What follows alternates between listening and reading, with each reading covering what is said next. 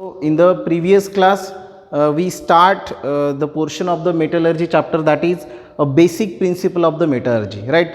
हमारा जो इससे पहले का जो क्लास हुआ था उसमें हमने मेटलर्जी की जो बेसिक प्रिंसिपल है उसके बारे में डिस्कशन किया था, राइट? और उसमें जनरली जो बेसिक प्रिंसिपल है it can be bifurcate into the two parts. First is the concentration of the ore and second one is the extraction of the ore. तो उसमें से हमने student concentration of the ore ये पढ़ा था. Actually concentration of the ore क्या होता है, मतलब ओर में से गैंगू पार्टिकल को सेपरेट करना. Okay, that is called the concentration of the ore. ये हमने हमारे जो प्रीवियस क्लास है उसमें हमने पढ़ा था. Generally concentration of the ore मतलब how to concentrate the ore. Generally ore को कॉन्सेंट्रेट करने की जनरली 4 प्रोसेसेस हमारे टेक्स्ट बुक में दी है. पेज नंबर 100 पे ये पोर्शन आपको दिया है ना. Refer the text book page number 100.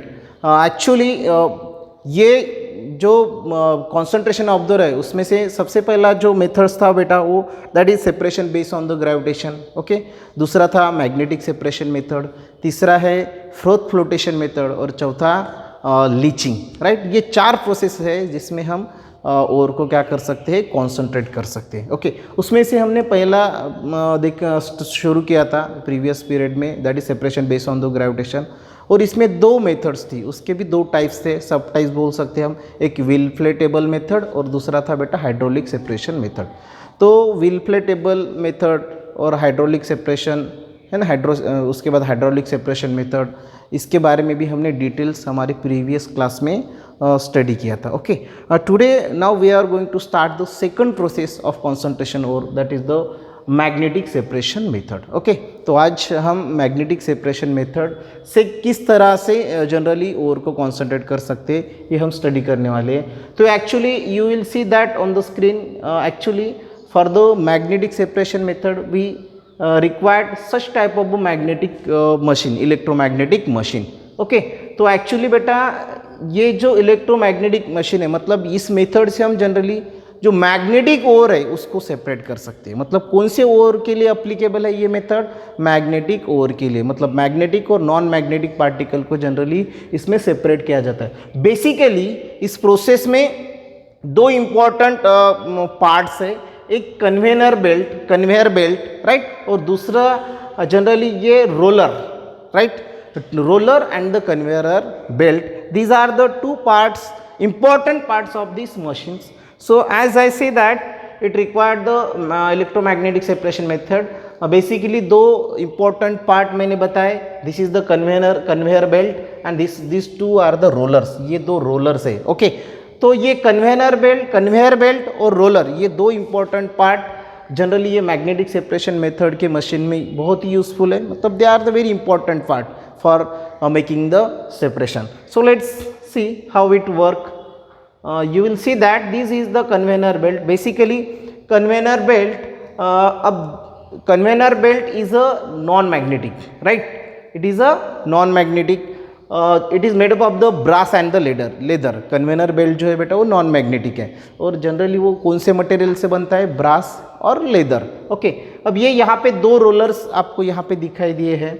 उसमें से ये जो रोलर है, राइट, इट इज़ मैग्नेटिक और we may say that it is electromagnetic and this roller is a non magnetic, right? अब मैग्नेटिक क्या होता है ये आपको पता है कि मैग्नेट मतलब जो आयरन जैसे पार्टिकल है तो वो मैग्नेट को अट्रैक्ट करते हैं. तो बेसिकली 2 रोलर इसमें, तो ये आगे का जो रोलर है इट इज़ मैग्नेटिक और we may say that it is electromagnetic because we use here the electromagnets and this roller is a non magnetic.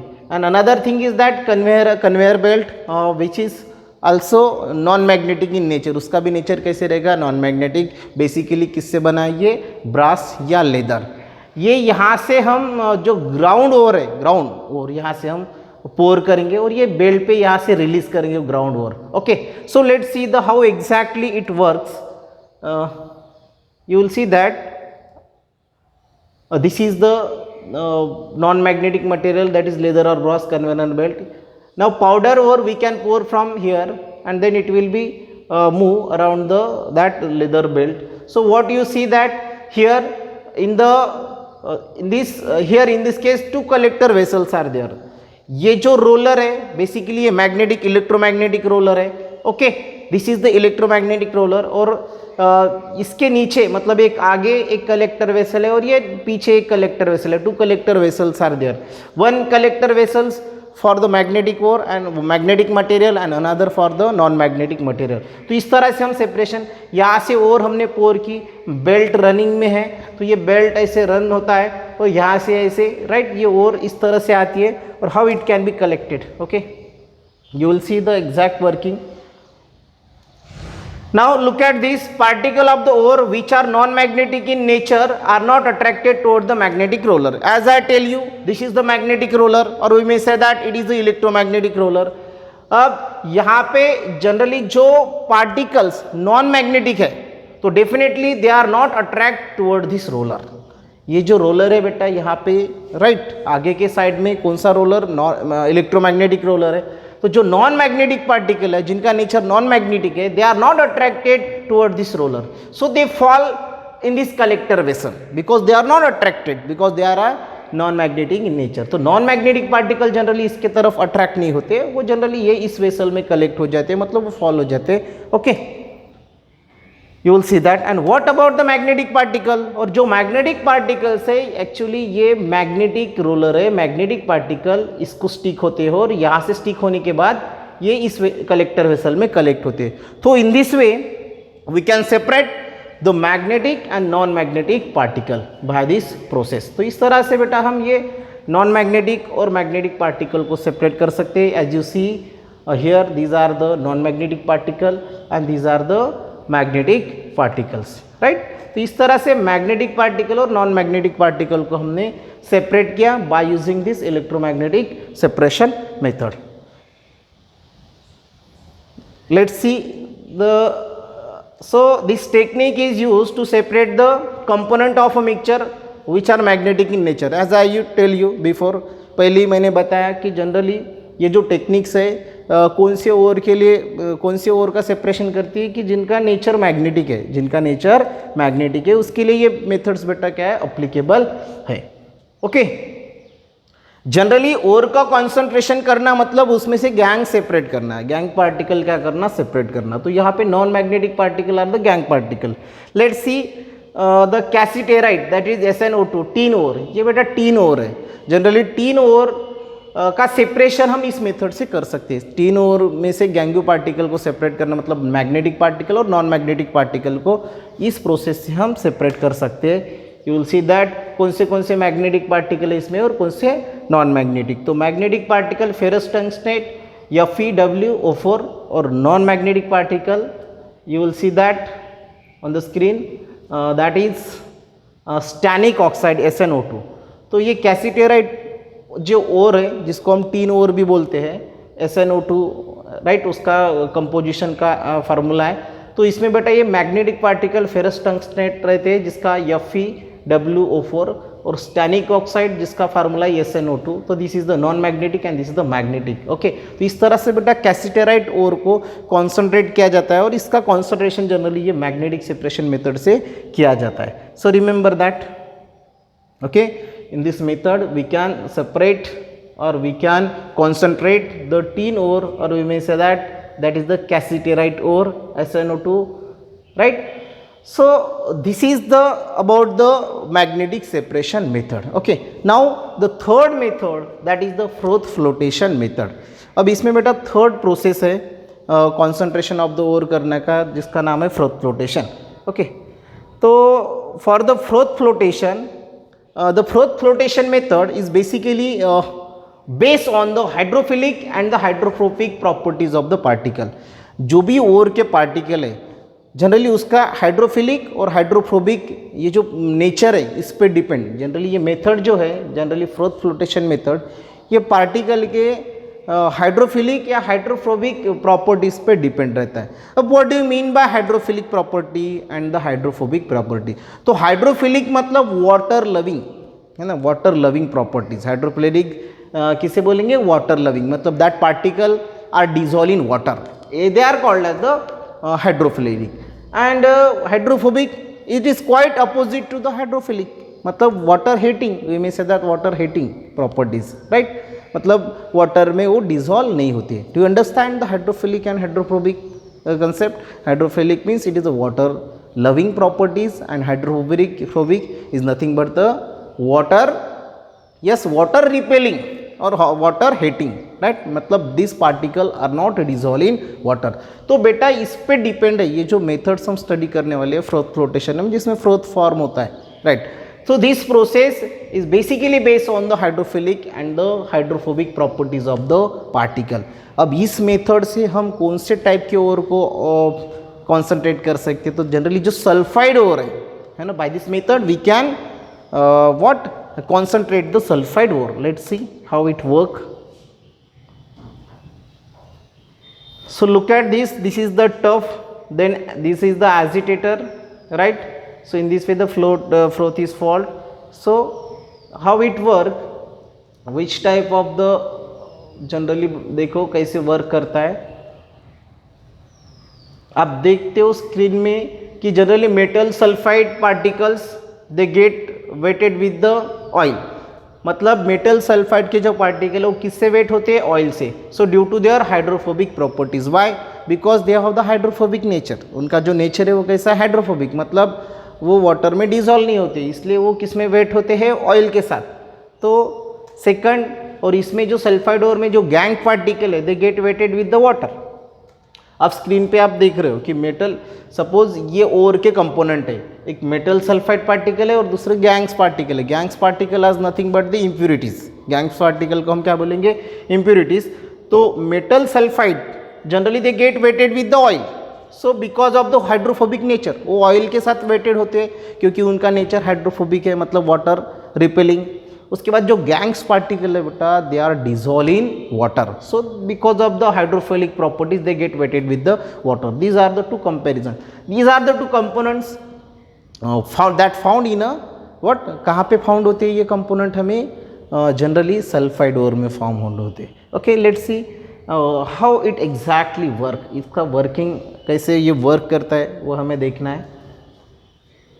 तो for that purpose we required the ground ore.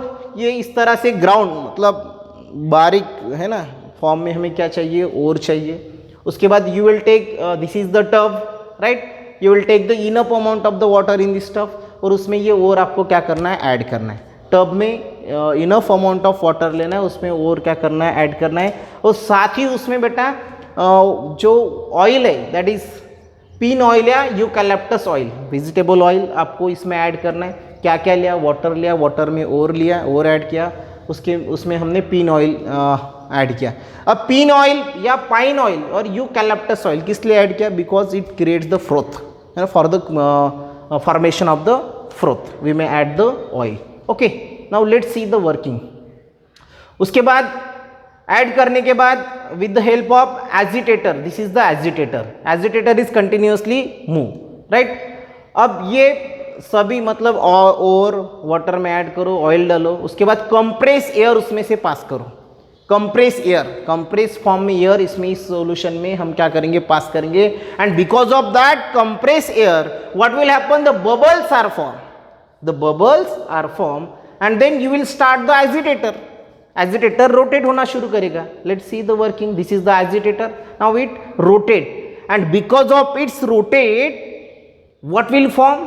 Look at these bubbles, and then after some time agitator causes the formation of the foam due to the oil, water and the air bubbles. Look at this, foams is formed. क्या form हुआ? Foams form हुआ. Agitator क्या form करता है? Foams form करता है from the oil, water and the air. Okay, and that foam is rises to the surface of the water and float. और ये फोम कहाँ पे राइज होगा? वाटर के सरफेस पे, और उस पर क्या होगा? फ्लोट होगा, right. You will see that foam, or we may say that the froth, this is the froth flotation method. Formation of the foam is nothing but the froth flotation method. वो जो foam form होता है वो water के surface पे क्या होता है? इसे float होता है. अब now हमने पहले ही पढ़ा है कि जनरली जो सल्फाइड ओर के जो पार्टिकल है, जिसमें सल्फाइड पार्टिकल है, they get wetted with the oil. मैंने पढ़ा था गैंग्स जो पार्टिकल है वो वाटर के साथ वेटेड होते हैं because of the hydrophilic nature. और सल्फाइड पार्टिकल जो है they get wetted with the what? Oil, because of the hydrophobic nature. Okay, तो इस तरह से sulphide ore particle get wet with the oil and hence they float with the foam of the water. मतलब जो sulphide particle है because of its hydrophobic nature, मतलब water repelling nature, वो किस में आ जाएंगे, ऑयल के साथ वेट होंगे। और ऑयल का क्या फॉर्म हुआ, ऑयल में से क्या फॉर्म हुआ, फोम फॉर्म हुआ, और उस फोम के साथ वो सल्फाइड पार्टिकल क्या हो जाएंगे भाई इस बेटा वाटर के सरफेस पे क्या होंगे, फ्लोट होंगे। तो इस तरह से सल्फाइड पार्टिकल क्या हुए, सेपरेट हुए। whereas the gang particle because of the hydrophilic nature they dissolve in water। तो इस तरह से गैंग्स पार्टिकल को हमने इस मेथड से और सल्फाइड पार्टिकल को क्या किया बेटा, सेपरेट किया। And this method is called as the flotation method. Let's see exactly working how the flotation right। जनरली कौन सी और है बेटा, sulphides ore like zinc blende जिसका फार्मूला ZnS, कॉपर पायराइट जिसका formula CuFeS2 are concentrated by this method. कौन सी ore है, generally both these are the sulphide ore. ये मेथड जनरली कौन से ओर के लिए अप्लीकेबल है, सल्फाइड ओर के लिए अप्लीकेबल है। मतलब सल्फाइड ओर का सेपरेशन या सल्फाइड ओर का कॉन्सेंट्रेशन हम इस मेथड से, that is the flotation method से कर सकते हैं। तो कौन see basically zinc blende, ZnS, उनके फार्मूले ध्यान में रखो। उसके बाद copper pyrite, CuFeS2, these are the two types of ore, they are concentrated by this method। now next that is the fourth and last process हम देखेंगे। ओके,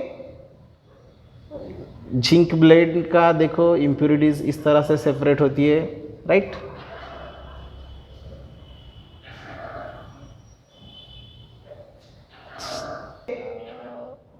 उसके बाद आपको दिया है कि कैलाकेसिया लीव्स आपने देखा है। जनरली कैलाकेसिया लीव्स उस पे जो वाटर के जो ड्रॉपलेट्स है, right, they are not what stick because of the colocasia leave have the waxy coat due to which water does not remain on the leaves. वो उस पर वाटर पे जनरली वो नहीं रहते because of the what waxy coat, right.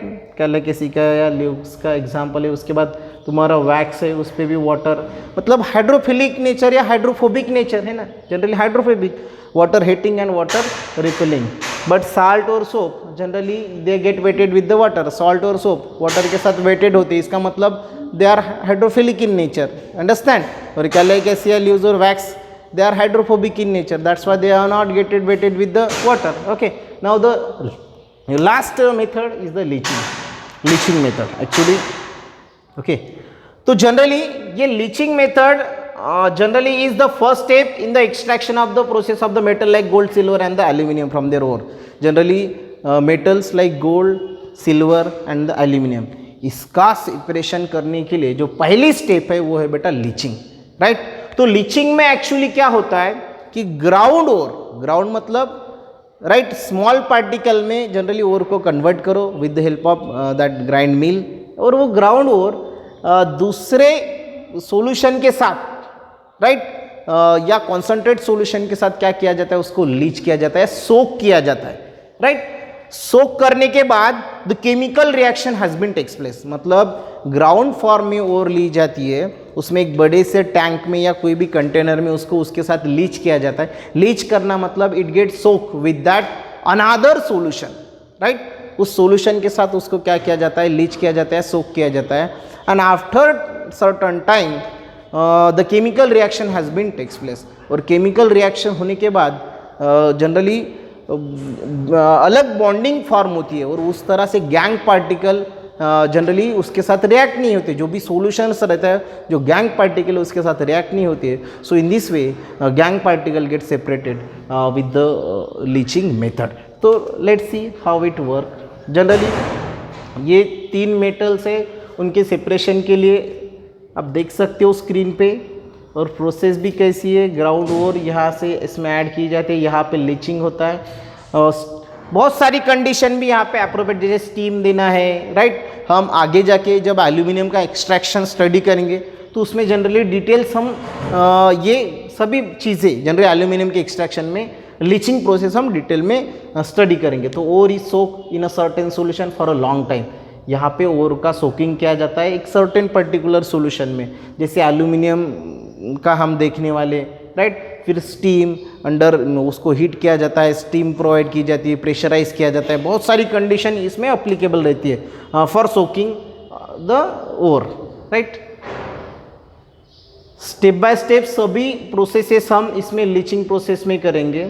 Now this the container, the gangue does not react with the solution. अब जो भी सोल्यूशन हमने उसमें ऐड किया या ओर को हमने पर्टिकुलर सोल्यूशन के साथ सोक किया है ना, मतलब डिजॉल्व किया, तो जनरली जो गैंग्स है वो रिएक्ट नहीं होते है ना, केमिकल रिएक्शंस होती है, लेकिन गैंग पार्टिकल उस सॉल्यूशन के साथ रिएक्ट नहीं होते।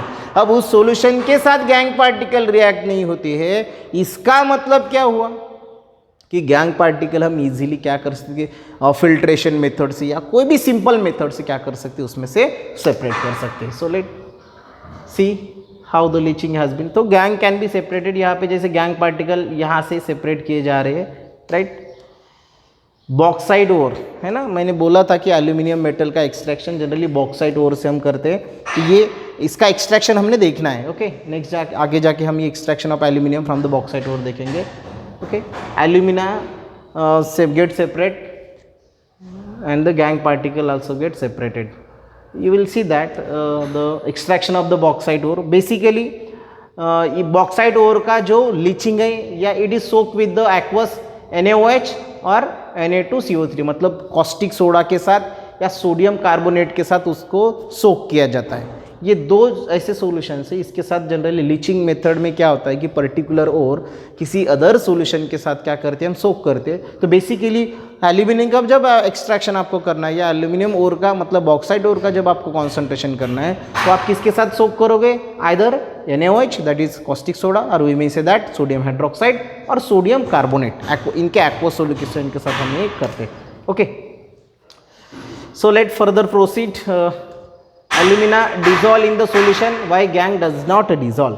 तो बेसिकली उस मतलब बॉक्साइड ओर में का जो एल्यूमिना है वो इस सॉल्यूशन के साथ डिजॉल्व होता है, मतलब रिएक्ट होता है, लेकिन उसमें जो गैंग्स पार्टिकल है, right, they are not get dissolve in this solution, so they get separated. तो गैंग पार्टिकल हम डिजॉल्व नहीं होते, उसको क्या कर सकते, सेपरेट कर सकते हैं, और इस तरह से ये ओर हम क्या कर सकते हैं बेटा, कॉन्सेंट्रेट कर सकते हैं। So this is the leaching method, right? The process used to the extraction of the metal depend upon the reactivity. Okay, तो ये होगी बेटा लीचिंग मेथड। तो यहाँ पे हमने बेसिक प्रिंसिपल ऑफ मेटलर्जी हम स्टडी कर रहे हैं, उसमें जनरली उसके दो पार्ट्स हमें स्टडी करना है, एक कॉन्सेंट्रेशन ऑफ द ओर, ये पहला पार्ट है, और दूसरा last extraction of the ore, ये सेकंड पार्ट है। कॉन्सेंट्रेशन ऑफ द ओर के 4 प्रोसेस थी या 4 मेथड्स थी, separation based on gravitation, second one is the magnetic separation method, third one is the flotation, last one is the leaching. तो ये चारों के चारों प्रोसेसेस हमने यहाँ पे स्टडी की है। Okay, so you will detail study this process. Okay, उसके बाद for your kind information student, our first unit test is going on from the 1st of September 2020। As in your group I already upload the syllabus. मैंने आपको मतलब first unit test के लिए syllabus already मैंने आपको बताया है, उसमें 4 चैप्टर्स पे हम क्वेश्चन पूछने वाले हैं, तो चारों चैप्टर का हम रिवीजन भी इस वीक में चला रहे। जैसे मैंने कल भी रिवीजन के जो भी टॉपिक्स है वो आपको दिए हैं, तो ये डिटेल्स आपको स्टडी करना है, राइट। एग्ज़ाम कैसी होगी इसके बारे में भी आपके ग्रुप पे डिटेल्स इन्फॉर्मेशन और टाइम टू टाइम दी जा रही है।